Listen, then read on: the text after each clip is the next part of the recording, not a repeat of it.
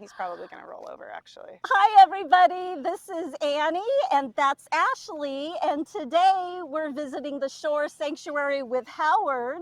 Welcome to Animal Bond Academy.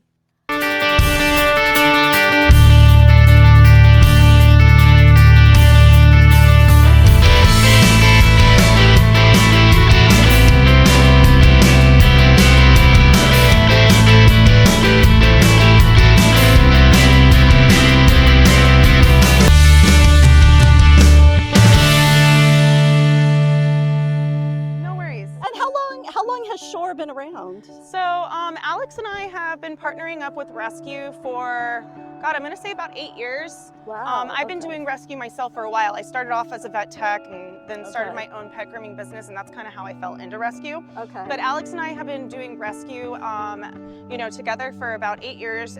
We've been a nonprofit for 2. Okay. So we're still new. This is all. This is just the beginning of the Shore Sanctuary. Right. There's a lot to come. We're actually in the process right now of getting our goat pen set up. That's very new to us because we primarily worked with birds and pigs. I saw the babies that you have. So work happening around here always. Everybody has their own predator-proofed house. Yeah. Everybody has indoor-outdoor space. This is kind of just like, the hangout, the graze. Bernie is definitely the matriarch. She is the boss pig. She's the cool, calm leader, and he's the wild one. The artwork who did the artwork where she's... Oh, this one? Oh, you got it on your... Awesome. I did. Okay. Yeah, I loved it. Awesome. Look at this artwork, honey. That's my girl. She's like a little whale. We're very attached, me and that girl. Yeah. So when Cherry Lee first came to us, we don't do a lot of work with the general public. We try to really work with sanctuaries, other rescues, and just the Humane Society and other organizations. We are a smaller facility. We really focus on special needs, and that's just something, we're not really in the business of bailing people out of trouble. Yeah. So Cherry Lee, a person reached out to us locally up on the hill. Cherry Lee had gotten out of their yard and she had been attacked by coyotes, and they let her sit for 3 weeks. This was in the middle of summer here in San Diego, where it's triple digits. I went and did a compassion consulting and realized that this pig had life. She was 3 weeks past getting her attack, but she was bright-eyed and bushy-tailed, except for the fact that she had a major infection in her skull, and maggots were just like falling out of her face. And at the time we keep this just as a reminder. They had her in this was her house. They said it was a kennel. It was on its side, this hamper. Oh. They had her in that, and her food and water was in there, and she was outside on their patio in the heat, and they had her there because they said it was a health issue for their family because her skin was rotting and she smelled so bad, and it was just really gross. So I remember that moment because that was the moment that solidified I was getting her out of that situation. Yeah. When I heard them say that, I just grabbed her face and I kissed it, even with the maggots, and I just told her I would kiss her every day, I don't care. And I did that. Her recovery was amazing. We had a lot of vets and a lot of other people that did not think she was going to survive. We had to take all of her skull all the way down to her brain. She had to have major reconstructive surgery 3 times. We are still dealing with oral surgery, which is fine. We can deal with that. We've had to remove several teeth because of the fractures inside of her jaw. But if she has to live on oatmeal for the rest of her life, she is clearly happy. Yeah. When she first recovered from this procedure, they told us that she might never be able to be with the other pigs. Because of the degree of the injury, we didn't know if the skin would form in a way to protect her brain. And because pigs root and the way that they act together, we didn't know if it would ever be safe for her. So we created areas that were safe for Cherry away from the other pigs. But then we saw something really beautiful. A month to 2 months after we started her initial recovery, she started healing. And she started healing in a way that nobody could believe. Her skin started growing in a way that it protected everything. And now her disability is visual, but it does not hinder her ability to be a pig. So Cherry Lee might look like, you can see her wounds, but it's interesting because she doesn't think she's different. That is Sparrow, and he's really special too. He actually had an inoculation, which means he got his eye removed at the Vet Specialty Center in Sorrento Valley. And now they see all kinds of roosters and turkeys, but they love him. He is neurological. He's completely blind. He's got one leg bigger than the other, and he's a total babe. He's so handsome. And what's his name again? Sparrow. And he came to us with that name from another sanctuary. Okay. So we are very lucky that we have some of the most amazing avian vets, and we've gotten very close to them. And not all facilities have that luck. So, you know, a lot of our birds have come as far as Northern California to Idaho because other sanctuaries were dealing with medical trauma with their birds and they didn't have the medical support, and they found us and they knew that we did. So a lot of our birds have traveled a lot of distance to get to us. So what I call my family practitioner is Dr. G with Feathers and Fur Animal Hospital. She's mobile and she will be here soon. Oh, awesome. Yes, okay. and but I work with a lot of different vets. Handsome boy. So, you know, we're really grateful, but she is definitely our primary vet. I mean, the extent that our veterinarians have gone to help us, we wouldn't be who we are without that team. Yeah. So we rely a lot on our veterinarian team.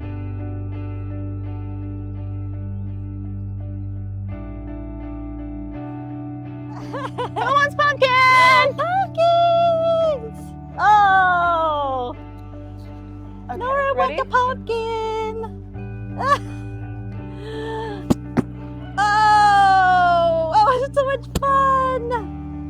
Oh, it's so much fun!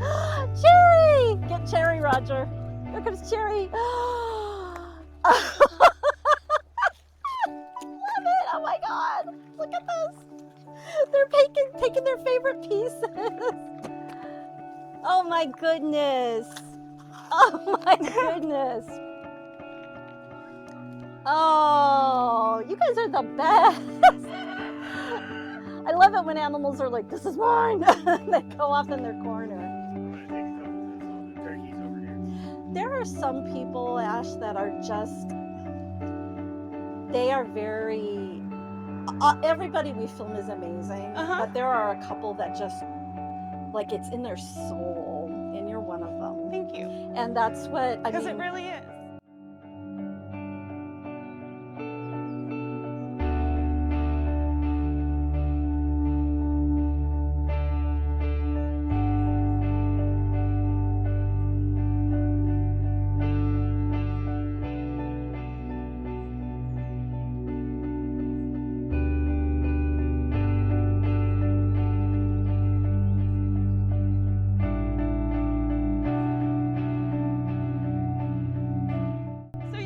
A smaller facility, but we utilize a lot of our space, and as you see, a lot of it's also not even being used. Yeah. A lot of our babies like to be together. They all come from different places, different corners in this world. They all have their own personalities, but we're one big blended family. Yeah. Oh, hi. So this is quarantine yard, but this is where you go. Can we come in? I'm yes. sorry. So this is where you go when you're not infectious, but you're still needing a little extra help. We'll show you where the actual quarantine house is. Okay. So the only real bird, you only have to worry about 2 birds on the property, and that white one right there is Silk, and he gets very protective of his ladies, so just beware. Stay out of the way. And he's got extra toes. This is St. Francis. This is my newest friend. He's the one that has a pretty bad joint infection, so we are getting really creative with his recovery right now, but he's doing phenomenal. When he first got here, he had been attacked by a dog, so he had a bunch of lesions all over him, and he also had a really bad respiratory infection. It took probably a week for that respiratory infection to go away, which definitely shows you just how little care he had been receiving before, you know? Just a little time, patience, love, care, and good groceries, and here you go, look at him. Yeah. For the tubs, we also do foot soaks every day on all of our turkeys. Those are actually not the tubs we do foot soaks because our turkeys get medicated foot soaks, so we have smaller pools. But those just allow the pigs to be able to get in and out of them without really like needing to move. A lot of our residents have mobility issues, especially our birds. They have arthritis, they're older, so this really allows them to be able to get in and out. You guys are, and just everybody who's doing sanctuary work and animal welfare are so busy. We're just thankful that you're letting us on your property to talk to you. So this is our bird quarantine. So when we get a bird that's infectious, we actually, maybe we'll go here and then we'll come in here. We'll bring them directly into this facility. So that's what this is. People will be like, what's this ugly trailer for? This serves a purpose, it's bird quarantine. So we typically will have a big bucket. We always have our bleach out here. That's Lou.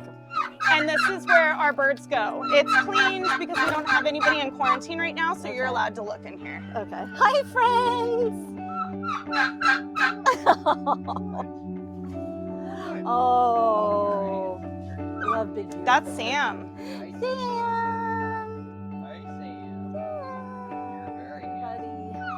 People don't realize that when people are doing this kind of work, you know, we would love to all be independently wealthy. Do you work a full-time job as well? Yes, I am the owner of a pet grooming business in La Jolla. Okay. And I have a full staff. Okay. So I physically am only at my shop about 2 days a week, but I'm working behind scenes for my shop all day here while doing the sanctuary. And what's the name of your? Green Paw Grooming. Green Paw Grooming? Yeah.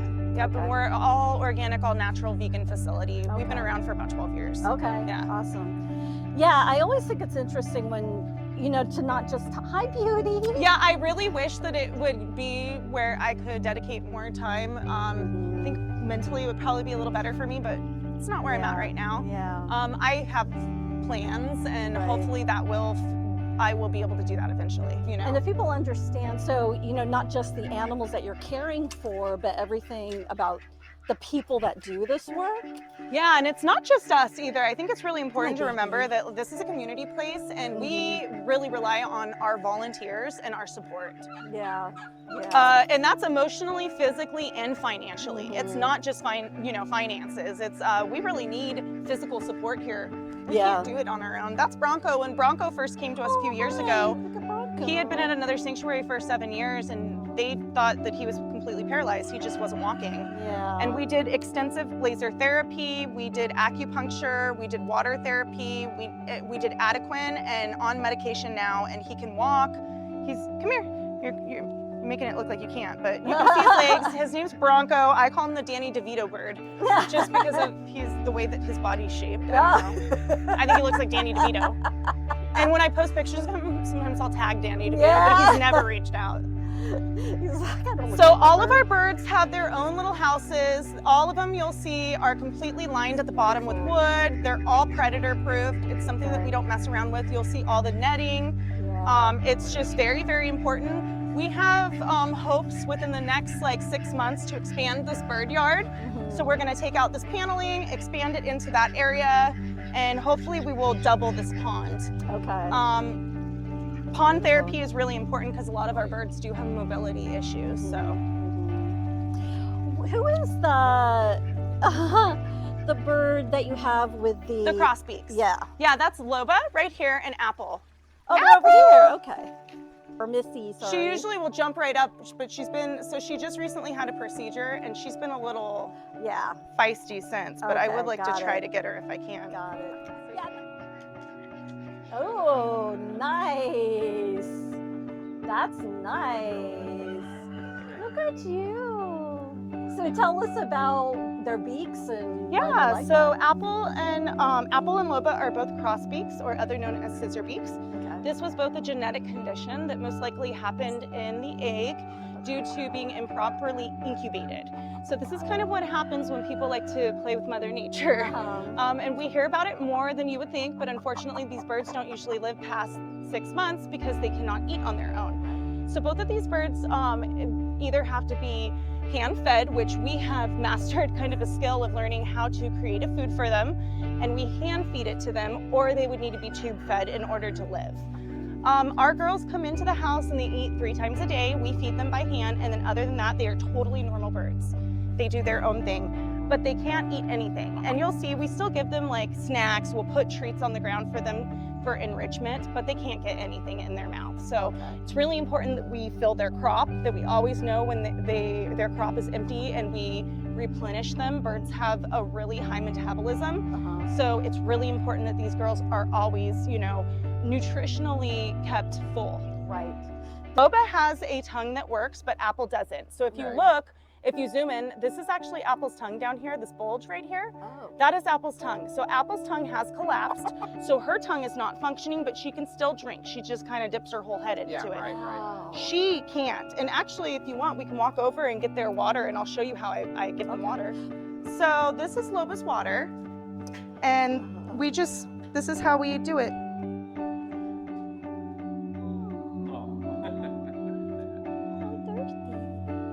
Do one more? Get much easier than that. Nope. Tilt your head back. There we go. I'm sorry, how old are they now? They're 2.5. 2.5. Yep. Okay, wow. Yeah, and so the life expectancy of crossbeaks is about 3 years old, 2.5, 3 years, but we're gonna beat that. Yeah. Like we're not listening to that, so. Well, and you were even saying typically they might, don't survive 6 months. Yeah, and because she's a crossbeak, she also can't preen herself, so You have to go So in that's my and- job. I have to really make sure I do that. She can kind of hang out here if she wants for a minute. Very So this is nice. the main house. So this is Richard. Richard actually is a wild conure that was originally rescued from SoCal Parrot. Okay. He suffered a injury to his beak. It was completely ripped off by another bird, and he doesn't have toes. Oh, yeah. And he's only 4 months old. Okay. So we have a long life with him. This is Haku. Haku is 20 years old. He is an albino cockatiel. He was originally kept in an outdoor facility for quite a while. And when I first met him, he was terrified of humans. He had to, I would literally have to use a towel to even do Yeah. anything with him. Yeah. And now he thinks he's an indoor bird, and he loves doggies, and he demands head scratches, and he knows what he Oh my wants. goodness, the So squidges. his transformation has been pretty amazing. I don't usually keep we try to do a lot of adoption, Yeah. but he's ended up just. Yeah. To be honest, I didn't think he was adoptable, and then as soon as I committed to that, it was like he was like, oh, okay, cool. Oh, now I'm perfect. Oh, there's a kitty under here. Well, there's your. I see a butt. Oh my goodness. This is Lena. That's She- a sphinx? Yep, she's a rescue as well. Can I pet her? Oh yeah. Will she be okay with it? Oh god, yeah. I've seen so many sphinx. Hi, love. Hi. Hi. Hi. Hi. Oh, I love your nose. I love your nose. Hi. Hi, baby. Oh, I've never pet a sphinx. I've been around them, but never. Yeah, isn't she interesting? We want a skinny guinea pig because they're hairless. Well, not completely hairless, but Hi, Jean. I know her previous guardian has messaged me being like, oh my god, why does she have hair? Why did she have hair? Oh my goodness. What a good girl. Oh, she's such a good girl. Here. Want me to cover you back up? Okay. Bye-bye. Do you want to come say hi, Chewy? So Chewy is a 30-year-old lilac-crowned Amazon. When I first took guardianship, he had severe anxiety. Come here, step up.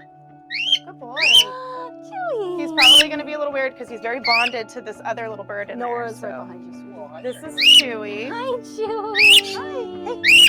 Hey, don't worry. Hey, don't worry. I'm not going to take you away from her. Oh. I just wanted you to say hi to them. You're like, I just no. wanted you to say hi. No. I'll bring you right back over there. It's okay, Chewy. It's okay. It's okay. Look at you.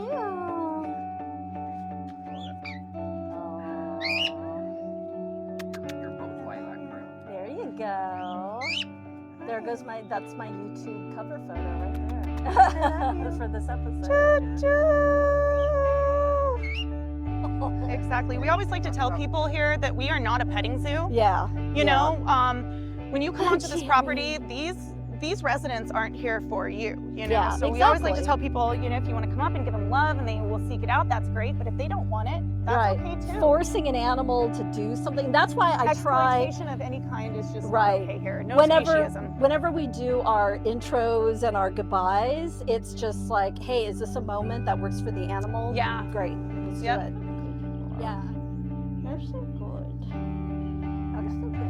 Well, that's it for us, everybody. Thank you so much to Ash, Alex, the girls, and the Shore Sanctuary. We'll see you next time on Animal Bond Academy. Bye.